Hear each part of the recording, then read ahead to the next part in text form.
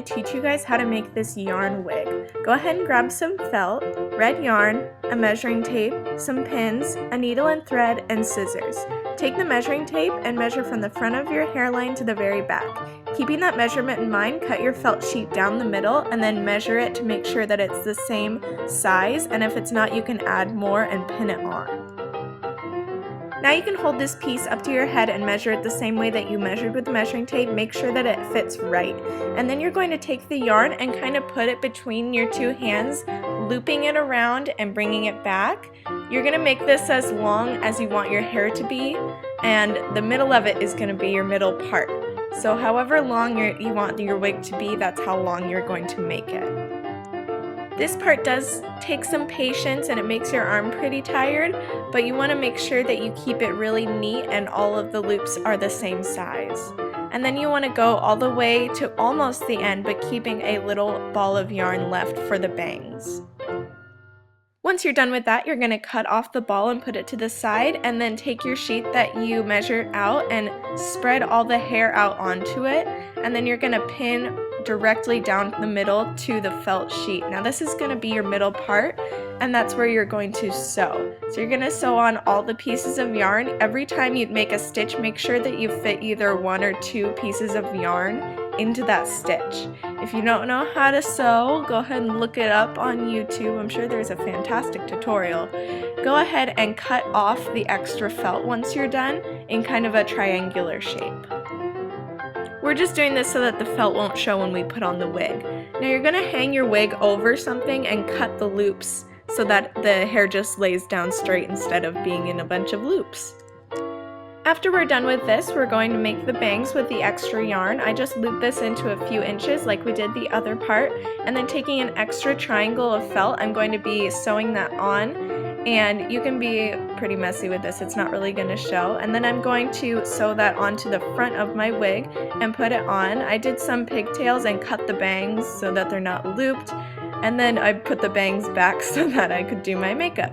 Starting off, I'm using Porefessional primer all over my face to prime my skin for my foundation. Using my foundation with a flat top kabuki brush, I'm going to be blending that all over my skin for a flawless finish.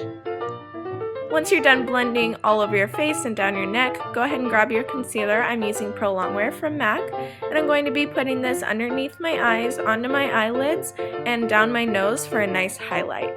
And I'm going to be blending that out with a beauty blender. Taking my Cake Concealer with a fluffy brush, I'm going to be putting this onto any blemishes or redness that I have that wasn't covered up with my foundation. Now that we've applied all our creams and liquids, I'm going to be setting it with a powder, and you want to tap your face with your powder brush instead of swipe it so that you don't ruin anything. Next, taking any brow products that you usually use, go ahead and fill in your eyebrows. I do have a video on this, and you can look down below in the description box to find it.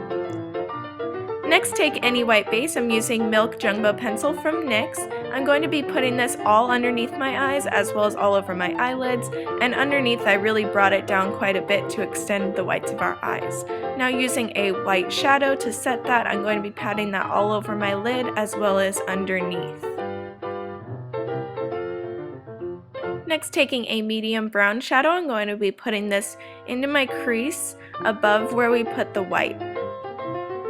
Now you want to make sure you blend that out really nicely, and then taking a darker brown, I'm going to be putting that really densely into the crease and then blending it with the lighter brown that we applied before, and then I'm taking that same darker brown and putting it underneath the white that we put on bottom.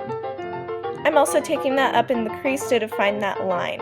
Now I am using a felt tip liner across my lash line and making a wing, and then I'm going to be taking that and drawing on some fake eyelashes using the eyeliner.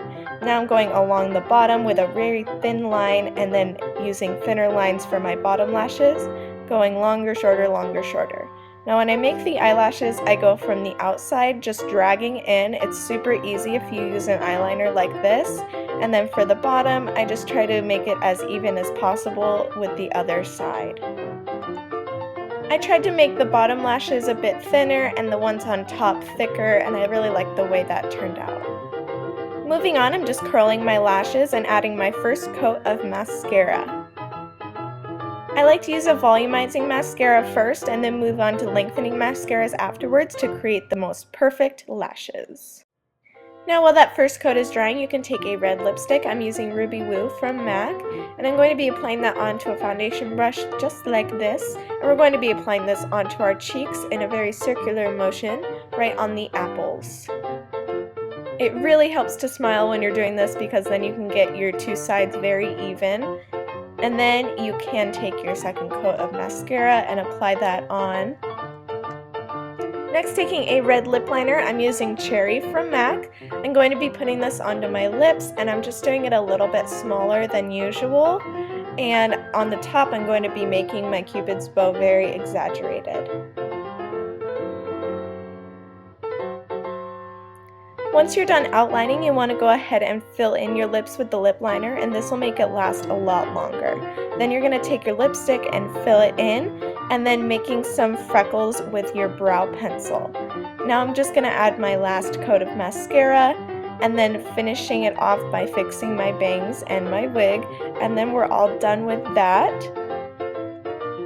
Now considering my outfit, I'm going to be wearing all things that I got either from the thrift store or that I already had, like these striped tights, the denim dresses from a thrift store, as well as the apron that I'm wearing. I also got that at a thrift store, and the boots I already had.